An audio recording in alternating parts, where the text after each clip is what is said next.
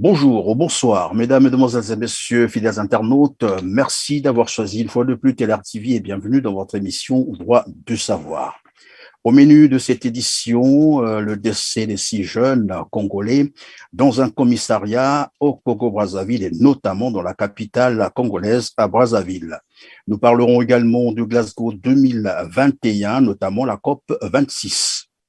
Et ensuite, nous passerons la campagne de vaccination obligatoire contre la COVID-19 lancée au Congo-Brazzaville et bien entendu de Massonneau, vous l'avez probablement appris, le nouveau véhicule de Denis Christel Sassou Nguesso pour vendre le brut de la SNPC. Si le temps nous le permet, bien sûr, nous pourrons donc aborder la grande escroquerie à la Banque postale du Congo où plus de 2 milliards de francs CFA ont disparu des comptes clients et curieusement, c'est la Banque centrale qui a donné l'alerte. Comme quoi, la Banque postale elle-même s'en était pas du tout rendu compte.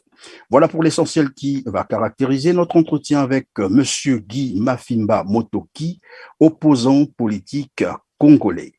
Moi, c'est Christian Perrin. Merci à tous ceux qui viennent de nous rejoindre.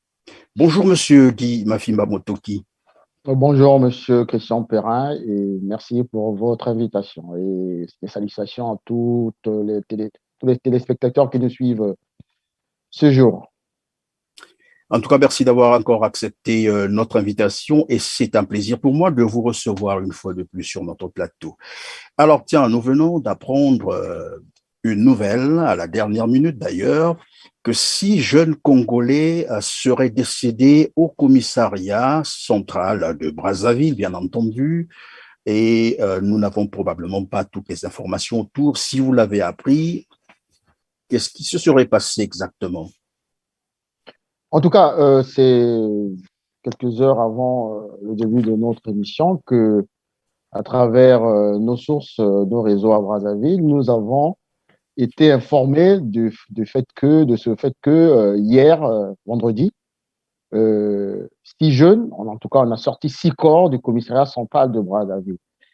Et les explications qui nous ont été données, c'est dû au fait que par rapport à un certain nombre d'arrestations en ce moment à Brazzaville, on ne sait pas trop pourquoi, et par rapport à la pandémie qui est en train de prendre corps dans les 3 grandes villes, en tout cas du Congo-Brazzaville, la maison d'arrêt est extrêmement, C'est comment saturé? dirais-je, voilà, saturée. Et donc, les autorités de ce pays, on cherche à désengorger un peu la maison d'arrêt parce qu'il y a eu des cas Covid dont nous ne sommes pas encore pour l'instant édifiés. Sinon, l'information est occultée. Et donc, on a mis un certain nombre de jeunes dans les commissariats et dans les PSP de Brazzaville, notamment au commissariat central.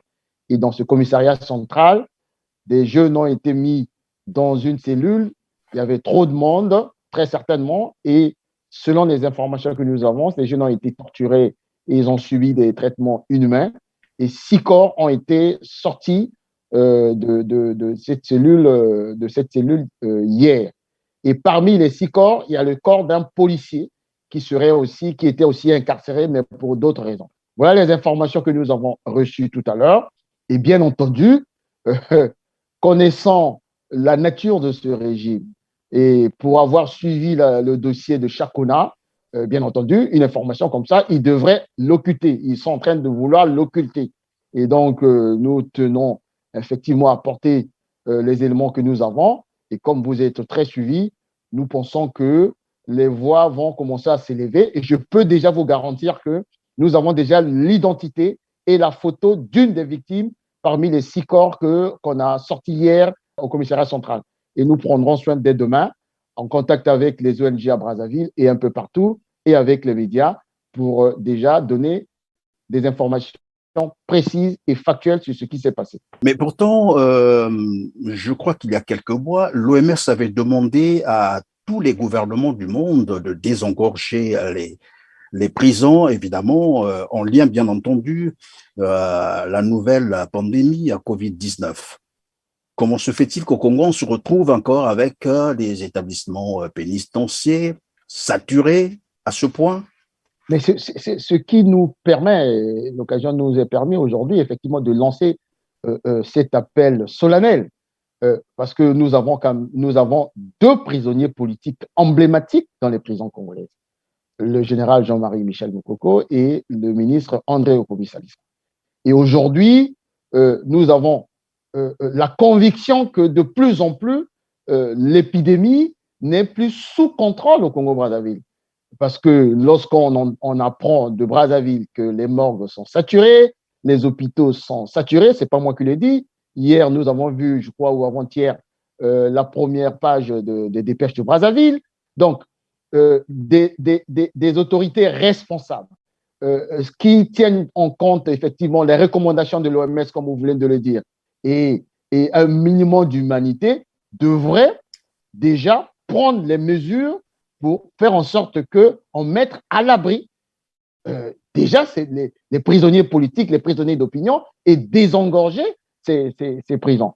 Et là, c'est le calme plat, personne n'en parle, et lorsqu'il va arriver un drame demain, ils viendront encore nous justifier les justifiables. Donc on en profite, j'en profite là en tant que représentant du ministre André Okomi-Salisa et de représentant de la Fédération de l'opposition pour lancer un appel solennel à la communauté nationale et internationale, et notamment à ceux qui ont l'effectivité du pouvoir, de prendre les dispositions à partir de lundi afin que ces prisonniers politiques, voilà, qu'on les mette dans les conditions afin d'éviter une propagation de la maladie et des drames qui pourront en découler, et ils répondront de leurs responsabilités. Oui, mais ce qui me paraîtrait un peu curieux, c'est que à ce niveau où on peut faire quelque chose, c'est-à-dire désengorger les prisons, essayer un peu d'appliquer certaines mesures barrières, là, on n'arrive pas à le faire. Par contre, de l'autre côté, on peut imposer un vaccin. Bien entendu que le vaccin protège contre la pandémie, mais au vu des statistiques qui sont celles du Congo-Brazzaville, où on parle de, disons, d'un taux de létalité de 1,4%, avec un taux, bien entendu, aussi de guérison de 95%, on impose tout de même le vaccin obligatoirement à tout le monde. Qu'est-ce que vous avez à dire à ce sujet? À ce sujet, vous, en fait, vous posez là la problématique de la gestion de la pandémie du Covid au Congo-Brazzaville. Vous vous souviendrez que depuis décembre 2019, mars 2020, lorsque la pandémie se répandait partout dans le monde, nous avons été, en tout cas au niveau de la diaspora, les premiers à se dire il fallait prendre les dispositions. Bien entendu, eux aussi, ils devaient prendre les dispositions. Nous étions les premiers à parler même de l'union sacrée parce qu'on voyait le danger arriver. Nous le disions pourquoi? Parce que nous connaissons l'existence de notre pays, en tout cas en termes de structure sanitaire, en termes de logistique sanitaire. Nous savions que ça devait être une catastrophe. Et pas mal de pays occidentaux, dont la France, a même lancé une alerte pour dire que pas mal de pays africains auront du mal à endiguer cette crise. Je pense que la Providence nous a épargnés pendant une année, depuis 2020, mars 2020 jusqu'à aujourd'hui. Et on pensait que cette accalmie devait permettre aux autorités de Brazzaville de créer les conditions pour faire en sorte que si demain l'épidémie rebondissait à notre niveau, on serait en capacité de protéger nos populations. On se rend compte que ce n'est pas le cas. Vous parlez de vaccination, mais la vaccination n'est qu'un levier pour endiguer, pour combattre la maladie. Mais pourquoi aujourd'hui la vaccination est devenue comme l'alpha et l'oméga pour, soi-disant, contrer la pandémie qui est en train de s'installer à Brazzaville et au Congo-Brazzaville? Tout simplement parce que nous avons un régime irresponsable, cynique. Pourquoi je le dis? Parce que ça prouve à suffisance qu'il n'y avait aucune doctrine sanitaire qui a été mise en place. Il n'y a eu aucune stratégie sanitaire qui a été mise en place. Et j'irais même plus loin. Cette épidémie a été utilisée, est utilisée maintenant par le pouvoir pour engranger un maximum d'argent. C'est ce que nous avons appelé le Covid business. Je vais m'expliquer. Voyez-vous, lorsque la première vague est arrivée, qu'est-ce que Brazzaville a fait? Brazzaville n'a fait que exporter les doctrines sanitaires d'autres pays, notamment de la France. La France, ici, on a parlé de confinement, ils ont commencé à confiner. Et la France, ici, on a parlé de mesures barrières. Oui, ils ont eu à le faire.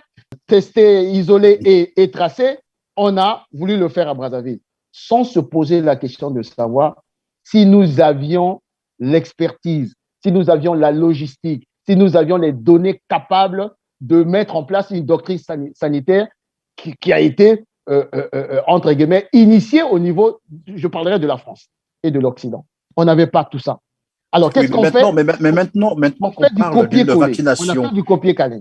Oui, mais maintenant qu'on parle de la campagne de vaccination obligatoire avec pour objectif, bien entendu, 60 000 nouvelles injections chaque semaine avec un taux de couverture, et c'est ce que d'ailleurs le Premier ministre a annoncé, un taux de couverture de 30% d'ici à la fin décembre 2021 et 60% dans le premier semestre 2022. Mais je crois qu'à ce moment-là, le gouvernement congolais a dû prendre conscience et c'est probablement une stratégie qu'il vient de mettre en place pour endiguer mais pas la du pandémie. tout. Je ne suis pas un sachant. Il faut réfléchir un tout petit peu. J'ai dit tantôt que la vaccination n'est qu'un pilier, n'est qu'un levier pour combattre. Pourquoi ici, ils ont fait de la vaccination une orientation stratégique? Pourquoi? Parce qu'ils ont déjà passé la première et la deuxième étape. La première étape, c'était d'abord de mettre en place les mesures barrières, c'est-à-dire la prévention. Ils ont mis le paquet sur la prévention. La France a mis le paquet. Prenons seulement la doctrine sanitaire française. Ils ont mis le paquet sur la doctrine, sur la prévention. Masque, gel, ils ont le télétravail. Moi, aujourd'hui, je travaille 3 jours sur 5, je suis à la maison. Donc, la prévention. Après, ils ont mis en place, ils ont dopé les structures sanitaires pour la prise en charge des malades. Et bien entendu, ils se sont dit, il faut se lancer dans la vaccination pour avoir l'immunité. Pourquoi? La vaccination avait un double objectif. Le premier objectif, c'était d'éviter que la digue cède au niveau des hôpitaux. Raison pour laquelle ils ont privilégié les personnes âgées. Et créer l'immunité pour éviter que l'épidémie se propage.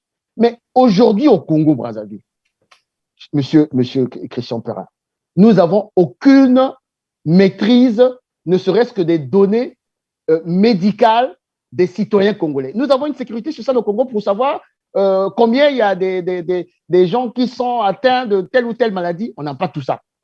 Nous avons cédé au niveau de la prévention. Souvenez-vous, on nous avait promis qu'on devait donner des masques gratuits aux Congolais, où nous en sommes. Et c'est là où nous devons interpeller. Des masques gratuits qu'ils allaient trouver. Mais tout simplement parce que, souvenez-vous, le ministre de fin, le premier ministre de fin, Clément Mwamba, lorsqu'ils ont reçu des dons, on nous a vu des dons de gauche à droite et autres. Lorsque M. Thierry Mongala parlait de 25 milliards qu'on avait budgétisés pour contrer la maladie. Et nous avons vu M. Clément Mwamba, paix à son âme, Mme Mikolo, Mme Mungani, aller dans un centre de production des masques, 50 000 par jour, et ce marché a été confié à M. Bouka, le fils du président de la Cour suprême, Henri Bouka. Donc, un conflit d'intérêts. Jusqu'à aujourd'hui, j'ai encore les images devant moi, M. Clément Mwamba disait on devait produire 50 000 masques par jour et on devait doter les Congolais de plus de 1 million en l'espace d'une semaine. Où sont les masques? On nous avait dit que avec l'argent que nous avons reçu, que nous avons budgétisé et les dons, on devait doter 3 centres à Brazzaville, Léono, CHU, Filou, à Pointe-Noire et autres, des respirateurs et autres. Les médecins devaient être payés régulièrement. Rien de tout ça. On nous avait dit que les laboratoires devaient être dotés pour les tester, comme ils voulaient reproduire ce qui se passait en France. Tester, isoler et puis tracer. Rien de tout ça. Une année après, on écoute maintenant M. Collinet, qui était dans ce même gouvernement, donc qui est co-responsable de la première partie de la gestion, nous dire non, on a budgétisé 4 milliards. Mais si vous avez été incapable de gérer la crise avec 25 milliards, comment vous pouvez gérer une crise comme celle-là avec 4 milliards de francs CFA? Pire, comme par un coup de baguette magique, on lui dit il y a le variant Delta, mes chers amis. Mais ici, pour connaître le fameux variant Delta, c'est des séquençages. Nous avons un laboratoire pour avoir su le déterminer. Non. Je reviens maintenant sur votre histoire de vaccination. Prenons le cas qu'ils veulent doper, ils veulent mettre de l'accent sur ce troisième levier. Oui, mais pardon, monsieur Motoki. Vous avez dit tout à l'heure qu'ils ont eu à gérer 25 milliards de francs CFA dans la première phase, bien entendu, les stratégies de lutte contre cette pandémie. Mais peut-être que c'est cet argent qu'ils ont utilisé pour acheter les vaccins qu'ils veulent obliger aux gens à prendre, parce que il y a, je crois, ils proposent, hein, parce que bon, c'est ce que nous avons appris, ils proposent Sputnik 5, Sputnik Light, il y a Sinopharm, etc. En fait, des vaccins chinois et russes, je crois, c'est cela. Est-ce que c'est pas cet argent qu'ils ont utilisé pour acheter ces vaccins? Monsieur Christian Perrin, on aborde là une problématique majeure, cruciale, qui demain, je croise les doigts, ne fera pas l'objet des poursuites pour crimes contre l'humanité au Congo-Brazzaville. Parce que c'est deux vaccins, Sputnik et le vaccin chinois. Ouais, Sinopharm. Le premier vaccin, c'est pas moi qui le dis, ce sont les experts de l'OMS qui le disent. Le vaccin virus n'a jamais été homologué. Le vaccin chinois est encore problématique. La preuve est, dans les pays respectifs, nous n'avons pas eu de données. En Russie, leur vaccin est boycotté. Et ces vaccins, ce sont des dons. Et lorsque vous creusez, lorsque vous poussez la réflexion, vous vous rendez compte, tout à l'heure, je vous ai dit, sans apporter la preuve, mais vous allez comprendre mon raisonnement, qu'on a comme l'impression, et nous avons maintenant la conviction que la COVID a utilisé comme un instrument pour le Congo pour se faire du pognon. Nous savons comment les laboratoires fonctionnent. Et j'ai comme l'impression, nous avons la conviction que le Congo est utilisé aujourd'hui comme un espace d'expérimentation hasardeuse des vaccins et des médicaments. On avait déjà eu ce signe-là à travers un produit des médicaments israéliens à l'époque. Vous avez parlé de point noir. C'est même un expert de l'OMS qui avait été indexé du côté du Burundi. Mais ce gars s'était retrouvé à Brazzaville. Donc, ce n'est pas la première fois. Et c'est avec gravité, avec solennité que je suis en train de me poser la question. Est-ce que les autorités de Brazzaville sont conscients que les vaccins qui sont en train d'inoculer aux Congolais ne sont pas homologués? Est-ce qu'ils ont la capacité de nous expliquer que ces vaccins n'auront pas des effets secondaires? La réponse est non. Raison pour laquelle cette politique vaccinale est conçue dans l'opacité totale et dans une espèce d'irresponsabilité et du cynisme accablant. Et ils nous demandent de demander à nos parents d'aller se vacciner. Mais peut-être qu'il faut que les Congolais demandent à leurs députés ou aux sénateurs d'exiger au gouvernement congolais de leur présenter les certifications de ces vaccins, s'ils ont été homologués ou non avant de... Je crois que cette information serait importante pour la population qui va se faire vacciner obligatoirement. Mais vous savez, ils ne peuvent pas le faire. Pourquoi? Parce qu'ils savent. Ils savent. Moi, j'ai eu dans une chaîne concurrente un débat avec le directeur de cabinet adjoint de M. Coliné Makosso, avec le témoignage d'un journaliste, d'un de vos confrères, qui a eu cet aveu, cette indiscrétion d'un expert de l'OMS local à Brazzaville, qui lui a dit, par exemple, que le vaccin russe n'était pas homologué par l'OMS. Et je lui pose la question de savoir, vous étiez au courant? Il n'a pas osé me répondre. Lorsqu'on lui pose la question de savoir, est-ce que le vaccin chinois, vous avez eu des données de la partie chinoise pour vous démontrer qu'il n'y avait pas d'effets secondaires? Ils n'ont pas pu, monsieur Christian Perrin. Ici, il y a eu des vaccins comme AstraZeneca, qui a été retiré dans le plan vaccinal français, tout simplement parce qu'ils ont vacciné, ils ont pris un échantillon, ils se sont rendus compte qu'il y avait plus de risques que d'avantages, il y avait trop d'effets secondaires, ils ont retiré ce vaccin. est-ce qu'on l'a fait au Congo? Est-ce que depuis qu'ils ont des retours au niveau de Brazzaville, de ce que certains disent que ma famille, mon parent a été vacciné et est décédé, est-ce qu'il y a eu des retours? Est-ce qu'on a eu à faire un échantillonnage pour essayer de voir si ces vaccins avaient véritablement des effets secondaires, oui ou non? Ça n'a pas été fait. Ça, c'est prenant le cas, ça, c'est prenant seulement ce volet-là sanitaire, passons ce volet-là sanitaire. Même au niveau du volet, on va dire, réglementaire, juridique, parlementaire. Et j'ai suivi dernièrement la brillante intervention d'un professeur de philosophie au Congo-Brazzaville, le professeur, je crois, Didier Ngalbay, qui a essayé de faire une démonstration en bonne et due forme du fait qu'on impose aux Congolais des vaccins alors qu'on n'a pas respecté la procédure qui sied en la matière. Passer par le Parlement, passer par ceci, rien de tout ça. On se réveille un matin, on nous dit il faut se vacciner. Monsieur Dupont, vous devez vous vacciner. Malonga, vous devez venir vous vacciner. Ondongo, vous devez venir vacciner. On ne sait pas si ces gens-là ont des comorbidités. On ne connaît pas le bilan médical ou le dossier médical de ces gens. On leur impose un vaccin. Et on fait même pire. Chaque administration se permet de sortir des notes pour obliger ses salariés ou tu te vaccines, ou tu n'as pas de salaire, ou tu ne rentres pas dans son bureau. Mais on est dans une espèce de dictature sanitaire qui est d'une gravité extrême, ce qui revient à dire qu'il y a un agenda caché. Évidemment. Quelle est la contrepartie de cette expérimentation cynique et hasardeuse dans notre pays? Ça peut être une contrepartie financière. Vous avez dit tout à l'heure que les chefs de service, les directeurs, les ministres, que sais-je encore, les préfets sont en train de prendre les notes de service, interdisant bien entendu les agents d'accéder à leurs services sous prétexte qu'ils ne seraient pas vaccinés. Mais je me pose la question, ces notes ont quel support? C'est-à-dire, c'est en fonction de quelle loi prennent-ils ces notes? Parce que normalement, le Congo a quand même une constitution, il y a une loi fondamentale qui, évidemment, garantit la liberté. Mais avant, évidemment, de restreindre ces libertés, il faut bien entendu prendre une loi qui déroge à la loi fondamentale. J'ai l'impression que cela n'a pas été fait. C'est n'importe qui, c'est tout le monde qui prend une note pour dire, écoutez, vous ne venez plus au service parce que vous n'êtes pas fait vacciner. Je crois que, alors là, il doit y avoir un grand souci. Vous avez tout dit. Ça n'obéit à aucune réglementation, à aucune règle, à aucune loi, à aucune législation. Nous avons, ce n'est même plus l'impression.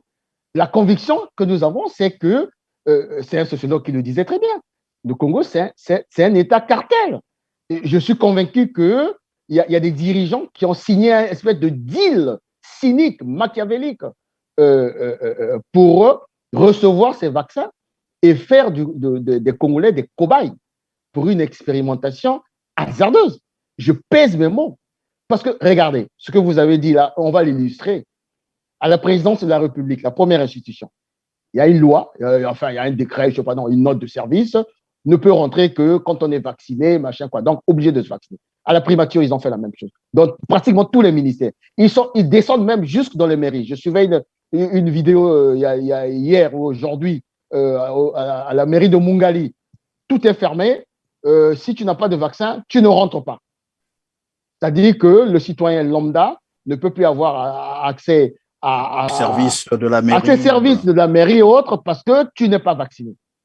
Mais on ne nous explique pas sur le plan de la loi, est-ce que la procédure a été suivie, sur le plan médical, sanitaire ou, je vais dire, d'études, si ces vaccins sont fiables, et on n'explique pas, les politiques ne nous expliquent pas en quoi, aujourd'hui, la vaccination est devenue la panacée pour endiguer la crise.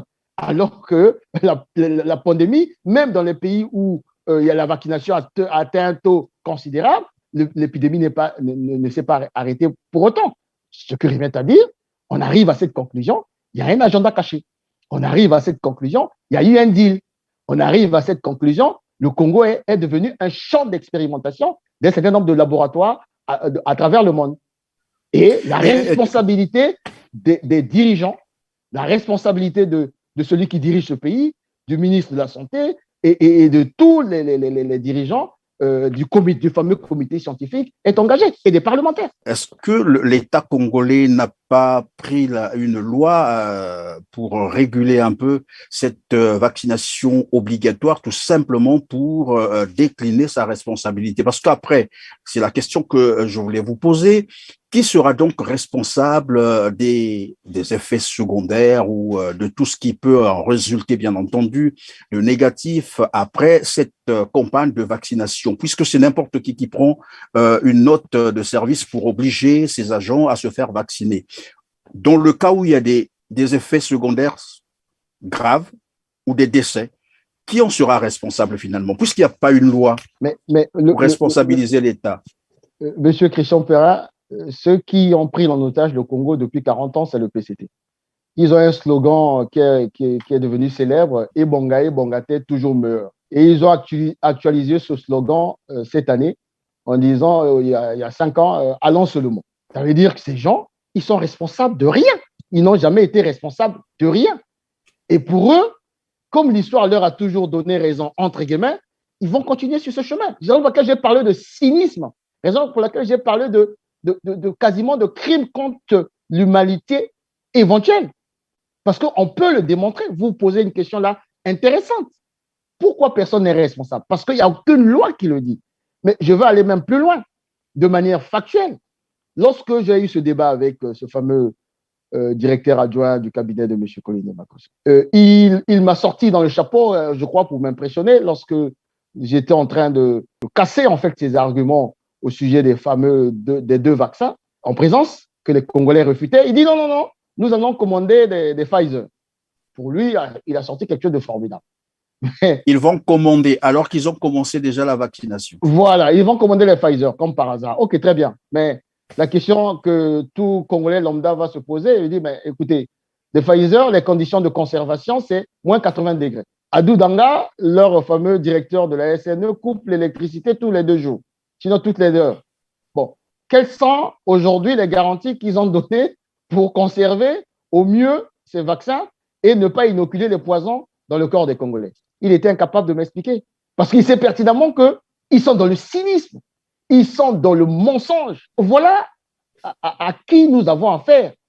Et lorsque nous utilisons des mots les plus forts, on nous traite d'être insultants. Mais c'est la voyoucratie. Ce sont des voyous, ces gens.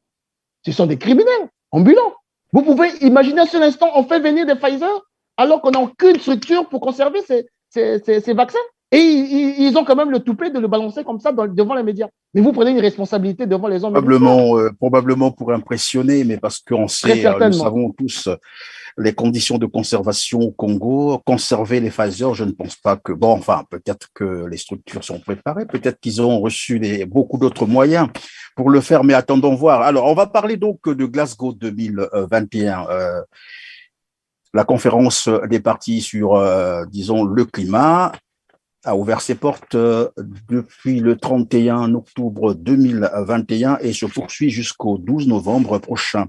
Le Congo y a été invité et nous savons que le Congo est en train de manager, bien entendu, le projet du Fonds bleu pour le bassin du Congo. Mais il se trouve que depuis un certain temps, Denis Sassou Nguesso a quitté l'Écosse, là où se tient d'ailleurs la conférence des partis. Qu'est-ce qu'on peut retenir finalement de la participation, j'allais dire, du Congo-Brazzaville à cette conférence? Il faudrait déjà dire à vos téléspectateurs et aux Congolais que notre pays a une chance considérable. Notre pays est béni des dieux, en fait. Pourquoi je le dis?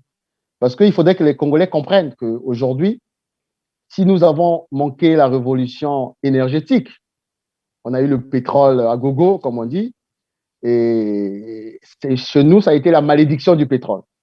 On est devenu plus pauvre et endetté que quand tu compares aux Émirats arabes unis qui ont utilisé le pétrole pour devenir des pays émergents. On a eu la révolution numérique parce que nous sommes un pays de transit. Il y a au moins 3 cadres des consortiums qui passent là, les fibres optiques. Nous avons été incapables d'être un hub numérique. On a le soleil. On pouvait être un pôle d'attraction pour l'énergie solaire. On a été incapable. Et aujourd'hui, avec le bassin du Congo, la forêt, on peut être un pays riche. Je laisse de côté les mines et autres. Mais est-ce que c'est une malédiction d'avoir eu Sassou Nguesso à la tête de ce pays depuis 40 ans? Je pense que c'est véritablement une malédiction, il faut la chercher. Je reviens sur votre question. Pour expliquer aux Congolais que ce qui s'est passé à Glasgow, la COP26, c'est d'abord des questions qui concernent le monde entier. C'est le réchauffement climatique. C'est comme un peu la pandémie. Le monde entier est concerné, le monde entier est préoccupé du fait que si on n'arrive pas à maîtriser la transition énergétique, il y aura des conséquences partout dans le monde. Et quand il y a des conséquences partout dans le monde, c'est là où les grandes puissances s'impliquent.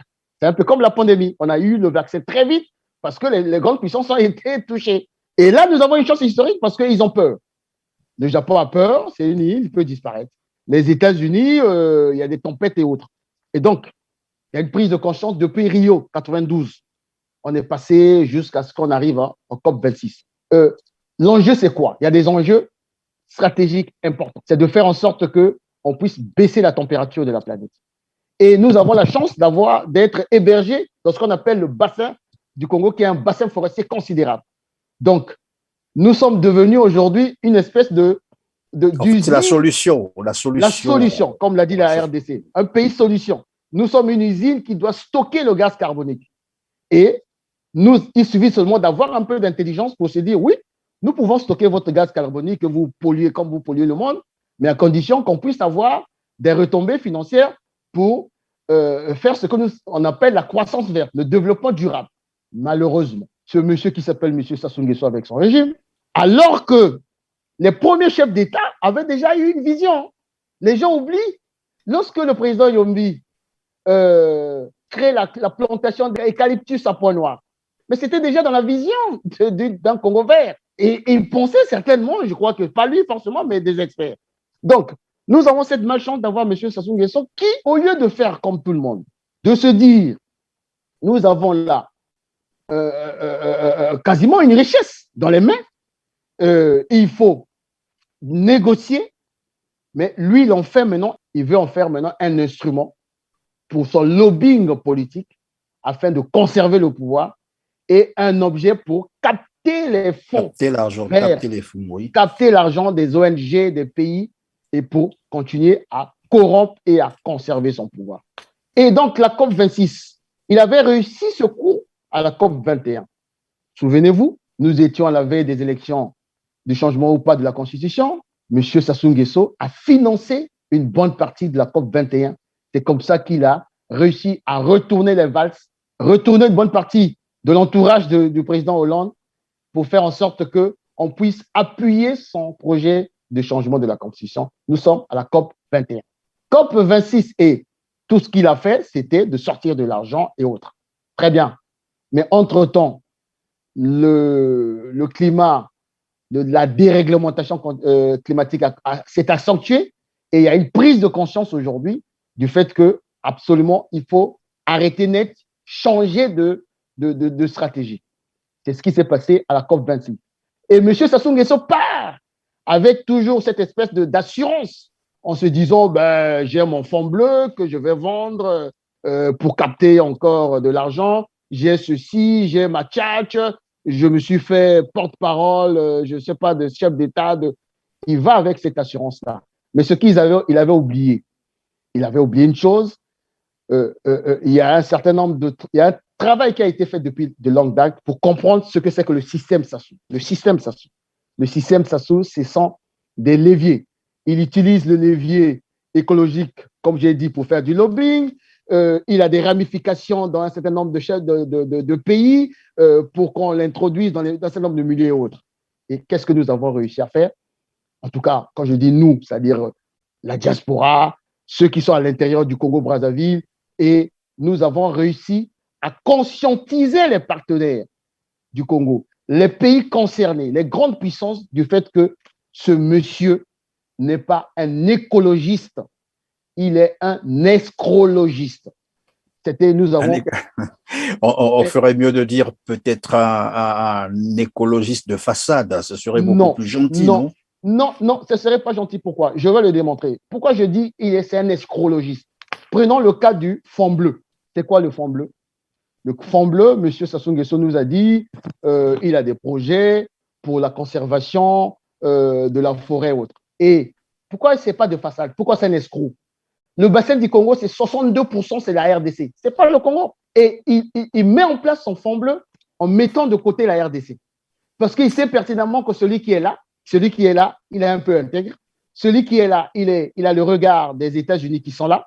Lui, il a le regard des Français. Mais là-bas, c'est les États-Unis. Et donc, avec ce fonds bleu, dont un des promoteurs, c'est M. Jean-Yves Olivier, le sulfuré Jean-Yves Olivier, ancien des services secrets du régime apartheid de l'Afrique du Sud, des services secrets, comment dirais-je, français, un sulfureux qui est en train de faire la promotion du fonds bleu. Et dans ce fameux fonds bleu, vous remarquerez que les experts sont soit des étrangers, mais les Congolais, les vrais experts, n'y sont pas. Et l'idée, c'était de mobiliser, je ne sais pas combien de milliards de dollars pour qu'on donne au Congo pour conserver la forêt. Très bien. Pourquoi il n'est pas de façade, c'est un escroc.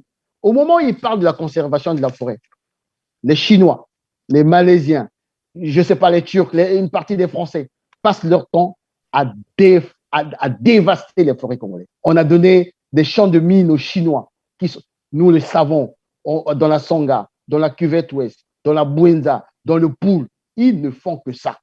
Mais est-ce que ce monsieur pensait que toutes ces informations ne remontaient pas? Mais si ces informations remontaient. Donc, tu ne peux pas dire… Dans le même sens, est-ce qu'on peut penser que l'annonce de la découverte de Delta, notamment le fameux champ pétrolier qu'on a découvert au nord du pays, a dû jouer contre, évidemment, le gouvernement congolais? Le fameux Ngoki.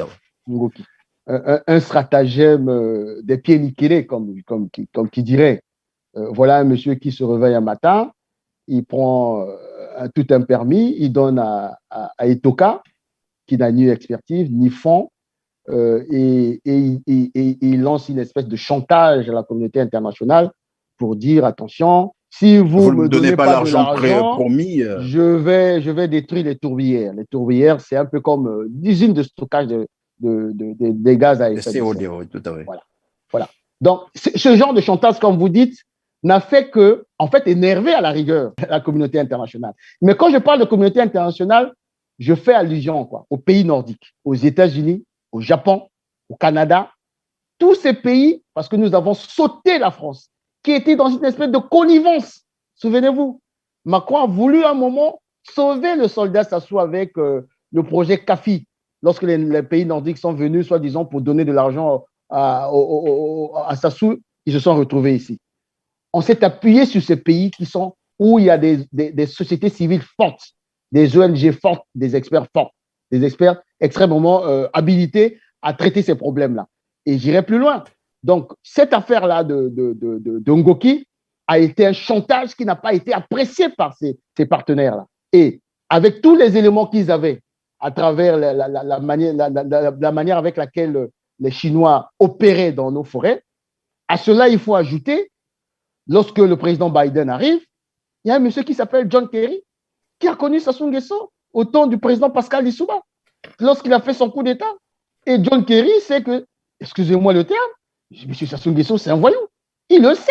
Et les gens de Sassou ne savaient pas que lui, il sait qu'il devait être là. Raison pour laquelle je dis, ils sont partis avec une assurance, en pensant qu'ils devaient encore faire de l'escroquerie comme ils ont fait à la COP 21. Et ils ont été surpris, mais nous n'avons pas été surpris. Parce que tout a été fait pour faire en sorte que ce monsieur soit mis à l'écart de manière tout à fait humiliante. Et il faut dire aux Congolais que c'est le drapeau congolais qui est en berne parce que M. Sassou Nguesso a été humilié. Il a été presque chassé de la fameuse réunion de haut niveau qui traitait du bassin du Congo. Monsieur le président Félix Tshisekedi est reparti avec un chèque de 500 millions de dollars. M. Sassou Nguesso, avec sa délégation pléthorique de plus de 80 personnes, vous avez posé la question de savoir quelle est véritablement la philosophie, le rôle de cet instrument du fameux fonds bleu. Regardez la configuration de sa délégation. Je peux vous dire, une exclusivité. Les véritables experts congolais sont partis à peine 2 jours de Brazzaville. Ils n'étaient pas dans la délégation. Si vous voyez la délégation de M. Tshisekedi, il y avait des experts. Chez nous, non. Chez nous, on a mené des écuries. Il y avait les écuries de Gideon, il y avait les écuries de Kiki Christelle Sassou Nguesso Angualima, il y avait les écuries de la défunte Madame Bongo, il y avait des écuries. Pourquoi? Parce que comme c'est un instrument politique, il fallait profiter de ce sommet, comme il avait l'assurance qu'il devait rencontrer le président Biden. Il avait l'assurance qu'il avait rencontré le président Macron, ben, il allait présenter ces fameux représentants des écuries qui devraient reprendre sa place comme il a en difficulté. Voilà l'agenda caché de M. Sassou Nguesso qui a vous ai été entendu. démasqué et mettre à nu. Permettez que j'en ris parce que vous avez dit Denis Christel Sassou Nguesso, vous le qualifiez d'Angualima. Angualima, Je n'ai pas bien compris. Angualima, en fait, c'est un célèbre voleur qui a opéré du côté de la RDC. Nous qui sommes des enfants de Poto-Poto, on sait que la dérision, c'est une arme politique. Et ce jeune compatriote, Kiki Angualima, a une responsabilité sur ce qui se passe dans notre pays lorsqu'il a dirigé la Cotrade. Vous avez vu comment il a endetté le pays.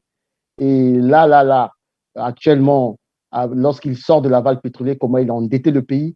Et donc, son comportement, toute proportion gardée, c'est un véritable Angualima. C'est-à-dire qu'un voleur pathologique.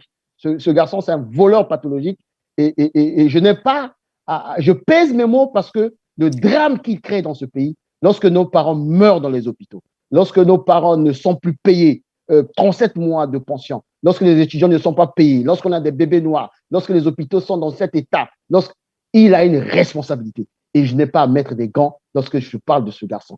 Je parle de ce garçon, c'est un voleur pathologique et raison pour laquelle la terminologie, le qualificatif de Angualima lui sied le mieux pour qu'il comprenne la colère que nous avons en tant que compatriotes de voir à quel point des citoyens de ce pays peuvent se permettre comme ça de détruire un pays de manière aussi sauvage. Alors donc, on va retenir que la délégation congolaise qui était composée, bien entendu, de 64 personnes, malheureusement, est rentrée la queue entre les jambes, c'est cela. La délégation congolaise, ça a été un échec total.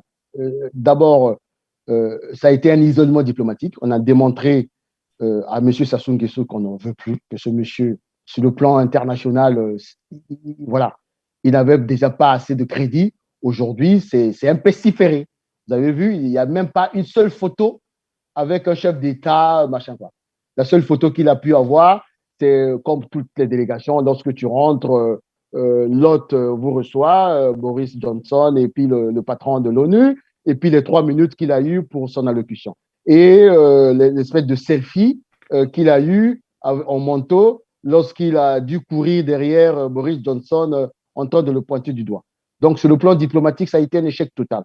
Maintenant, sur le plan, on va dire, de la contribution du Congo, et là, malheureusement, autant nous pouvons nous satisfaire parce qu'on ne pouvait pas, il fallait éviter qu'on donne de l'argent à ce monsieur, parce qu'on sait lorsqu'on lui donne de l'argent, qu'est-ce qu'il fait de cet argent, soit il met dans les paradis fiscaux, soit il l'utilise pour mater les populations congolaises.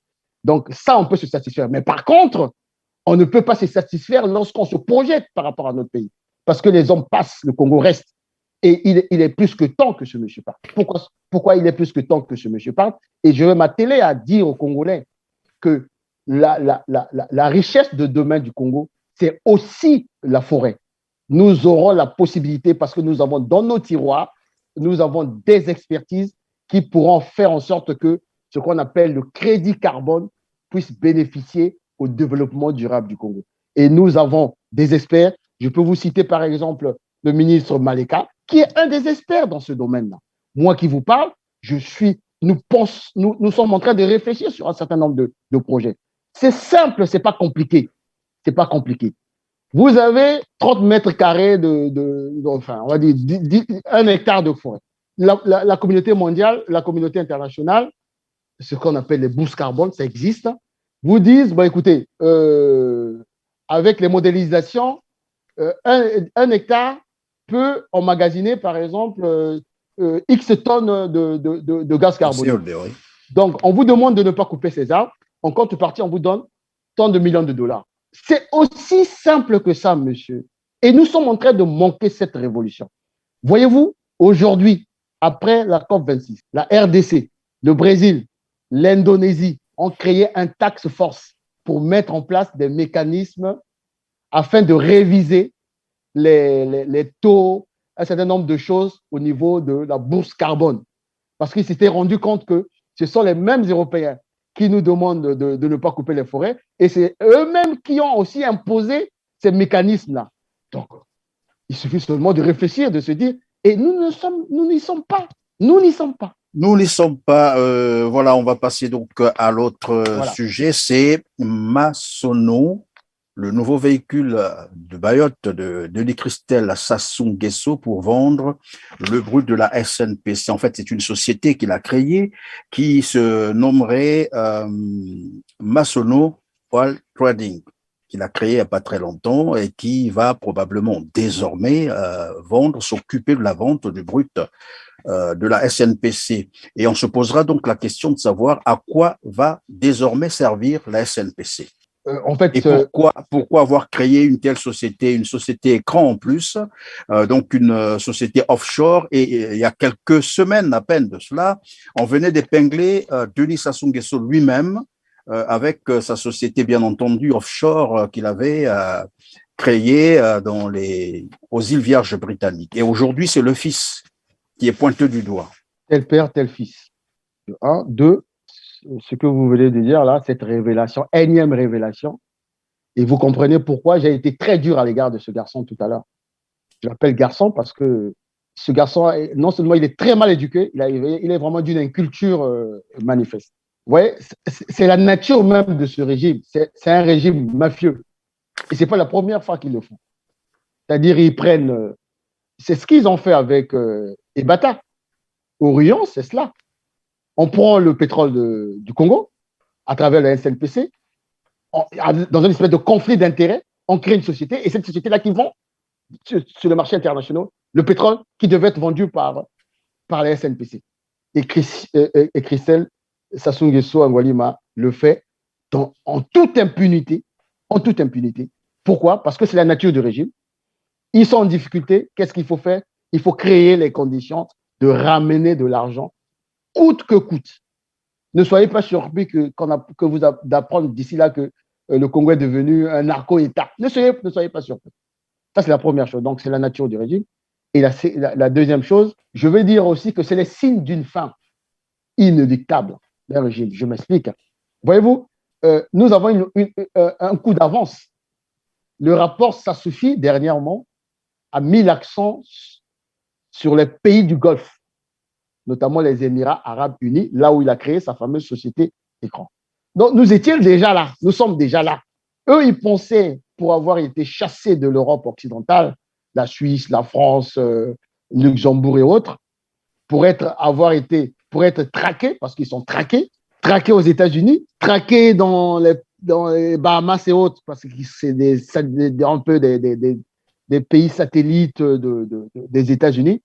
Ils pensaient être à l'abri, en fait, dans les pays du Golfe. Mais ils ont oublié deux choses. C'est que nous avons déjà un coup d'avance. Nous sommes aussi avec des partenariats. Et secondo, dans les pays où ils ont des contentieux, ces pays ont ont signé des conventions avec les pays du Golfe. Donc, tout ce qu'ils sont en train de faire là, c'est le signe d'une espèce de panique. Comment faire? Et quand on est dans la panique, ben, on tombe dans le piège. Et donc là, on n'a même pas à chercher, ben, ça sort. Angualima est encore dans les Émirats arabes unis. Mais les populations congolaises doivent être sereines. Pourquoi? Parce que nous, on blanchit la nuit, on travaille là-dessus.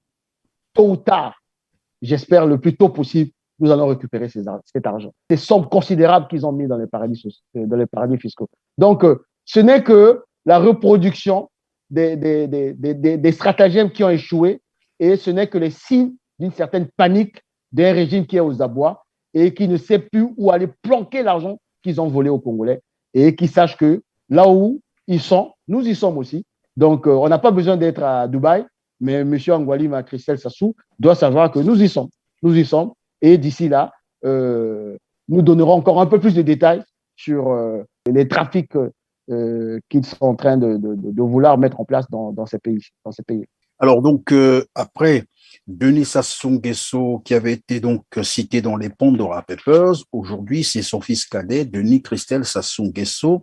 Est-ce qu'on peut comprendre par là que finalement, le clan Denis Sassou Nguesso et son monde ont fait main basse sur les richesses du Congo? Parce qu'on a l'impression qu'il y a mais vraiment une organisation qui ne dit pas son nom et les gens agissent en toute impunité, personne n'est inquiété, personne n'est interpellé. Est-ce que c'est une façon de dire que finalement, ils ont fait main basse sur les richesses du Congo et que désormais, tout cela leur appartient? Leur appartient, il ne peut pas leur appartenir. Parce que, quoi qu'on dise, on est tous des Congolais et ça ne pourra pas leur appartenir. Mais par contre, oui, vous parlez de main basse. Moi, je parlerais plutôt de braquage. En fait, Denis Sassou Nguesso, son clan, ses alliés nationaux et internationaux, Dieu merci, les alliés internationaux sont presque aujourd'hui neutralisés, ont braqué le Congo un 5 juin 1997.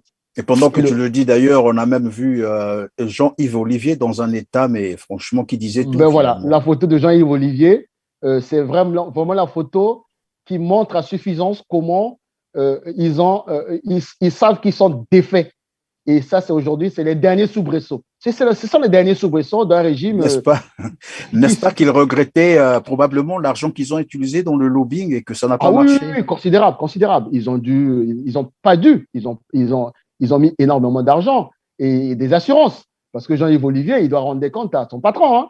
Comment je n'ai pas été reçu par Biden, qui l'a chassé, par Boris Johnson, par Macron qui a taillé la zone. Vous vous souvenez, hein, Macron, il ne s'est même pas attardé. Même son ami Le Drian, d'habitude, quand c'est comme ça, le pire, c'est, pour revenir à cela, parce que c'est bien d'être revenu sur ça, l'image la plus terrible, c'est cette présentation du Fonds bleu qui devait être le projet qui devait changer radicalement la perception des Occidentaux sur notre capacité à contribuer à la transition énergétique. Et on lui donne une salle exiguë, comme par hasard, c'est les 64 à Talakou ou cuisiniers, je ne sais pas quoi, garde du corps qui se retrouvent dans une salle. On pouvait compter peut-être 4 ou 3 blancs. Bon, il y a un là qui est le collaborateur de M. Etoka, un certain M. Roulet, qui était ici au RSA, en France ici, qui se retrouve là-bas, directeur du développement. On ne sait pas comment. Bref, et la photo, et le fameux Jean-Yves Olivier, complètement qui faisait la moue, l'air défait, déboussolé, parce qu'il ne savait pas. En fait, il était honteux. On se disait, mais on présente ce projet Fonds bleu à qui? On devait le présenter aux investisseurs, aux ONG, aux grandes puissances, pour qu'ils puissent nous financer. Mais on présente à qui? Et le malheur, c'est quoi? Même les invitations aux chefs d'État africains, ils n'ont pas répondu. Seul le président Félix Tshisekedi, bon, c'est un Bantou, bon, pour éviter que le papa se tape un AVC. Aussi le rapprochement des capitales. Voilà. Il s'est dit, bon, je vais quand même, parce qu'il prenait son avion dans les heures qui suivaient, bon, je vais faire quand même un crochet. Et si vous avez vu, il avait l'air évasif. En fait, il pensait beaucoup plus à son retour parce qu'il y avait des populations qui l'attendaient à Kinshasa pour l'applaudir que d'écouter son Fonds bleu, parce qu'ils disaient, bon, Fonds bleu, c'est à moi qu'on a donné la possibilité de gérer les 500 millions pour moi. Et le bassin du Congo, on a prévu plus d'1 milliard, c'est moi, bah, je veux ton Fonds bleu, personne n'en veut. Donc, à quoi ça sert? Voilà la finitude d'un homme qui aurait pu sortir par la grande porte en 2015. Et j'espère qu'il se souviendra toujours de la fameuse phrase du professeur Charles Zakaï Boao, le monde de la Constitution est juridiquement infondé, est socialement explosive et politiquement désastreux. Et aujourd'hui, ce monsieur, non seulement il est en train de sortir par la fenêtre, mais il va se retrouver dans la poubelle, mais au risque d'avoir des crimes contre l'humanité sur sa tête. En tout cas, merci. On va terminer. Probablement que tu auras un petit mot sur ce qu'on a qualifié par la grande escroquerie à la banque postale du Congo. Plus de 2 milliards de francs CFA ont disparu des comptes clients dans cette banque. Et curieusement, comme je le disais d'entrée de jeu, c'est la Banque centrale qui a donné l'alerte. Et donc, la banque postale elle-même ne s'en rendait pas compte. comment est-ce possible? Et cette situation intervient, comme je l'ai d'ailleurs appelé aussi, juste à quelques semaines de l'arnaque de 600 Congolais par un établissement de microfinance, le CREMAF, le Crédit Mutuel d'Afrique. Et vous remarquerez, pour commencer à répondre à votre question, depuis l'arnaque, est-ce que vous avez entendu une communication du gouvernement, du ministère des Finances, qui est le ministère tutelle, ne serait-ce que pour commanditer une enquête administrative? Rien du tout. Est-ce qu'il y a eu une ouverture d'une information judiciaire? Rien du tout. Est-ce que le Parlement, parce que ces gens qui ont été arnaqués, ils vivent dans des quartiers, dans des arrondissements, ils ont des députés. Est-ce qu'au niveau du Sénat, au niveau du Parlement, on a interpellé au cours d'une question orale le gouvernement ou le ministre de tutelle? Rien du tout. Là, on arrive à cette histoire de la banque postale, vous l'avez dit si bien. C'est sans les Camerounais, la banque centrale, qui attire l'attention des autorités de la banque postale qu'il y a une arnaque qui s'est faite. 2 milliards, ce n'est pas 1 milliard, mais 2 milliards, plus de 2 milliards. Alors, comme d'habitude, aucune enquête, d'abord aucune communication. Le ministre de tutelle, qui est monsieur Justin, je ne sais pas comment il s'appelle, Justin Bombo, il aurait au moins pris la parole pour ne serait-ce que rassurer déjà les épargnants ou les clients de cette banque. Parce que c'est une banque qui est à 80%, je pense, étatique. Donc, c'est l'argent du contribuable congolais. Rien du tout. Enquête administrative, rien du tout. Information judiciaire, rien du tout. Donc, rien. Circuler, il n'y a rien à voir. C'est ce qu'ils sont en train de vouloir faire, comme avec l'arnaque. Ça veut dire quoi? Je reviens sur ce que j'ai dit tout à l'heure. C'est un État mafieux. C'est un État cartel. Ce qui revient à dire que, tant au niveau de l'arnaque des pauvres Congolais, parce qu'il y a la fille ou la nièce, je ne sais pas quoi, de M. Sassou Nguesso qui est citée, il faut mettre sous cloche. Parce que la mafia, c'est comme ça. C'est comme ça que ça fonctionne. La loi du silence, il ne faut pas. C'est le fils du parrain de la mafia. Il ne faut pas en parler. Là, je suis convaincu que derrière cette arnaque-là, il y a des dignitaires qui sont dans le coup. Et il faut mettre sous cloche. Ils se tiennent par la barbichette. Et ce qui revient à dire, on arrive à cette conclusion extrêmement grave. Le Congo, aujourd'hui, tu l'as dit, est sous l'emprise d'un clan, d'une famille, malheureusement, et d'un parti politique qui s'appelle le PCT, parce que personne n'en parle au niveau du PCT. Et lorsque nous sommes en face d'une telle situation, vous n'avez pas le choix. Ou vous mourrez, ou vous résistez, ou vous vous révoltez. Les Congolais n'ont pas le choix. Ou on va mourir en masse, la pandémie là va nous tuer tous, ou on résiste, ou on se révolte. Et en tout cas, au niveau de la diaspora, nous sommes en train de faire notre boulot. Et je ne cesserai de vous remercier. À travers les médias, on essaie de faire passer des messages pour dire on n'a pas le choix. On n'a pas le choix. Ce monsieur, je suis même convaincu qu'il est surpris. Sassou Nguesso, monsieur Sassou Nguesso est surpris chaque matin pour se dire, il doit se dire, ah, je suis encore là, avec tout ce qu'il y a comme carnage là, tout ce qu'il y a comme destruction, il doit se pincer, il doit être surpris de se dire, ah, je suis encore là. Parce que il y a que Congo qu'on peut décrire pendant 1 heure autant de destruction, de dysfonctionnement, de vol, de pillage, et qu'on soit là encore à se réveiller un matin pour dire président Sassou Nguesso. Vous voyez, je ne peux même plus sortir ce mot de ma bouche, président Sassou Nguesso. Parce que ce monsieur, non. Pour moi, il a perdu tout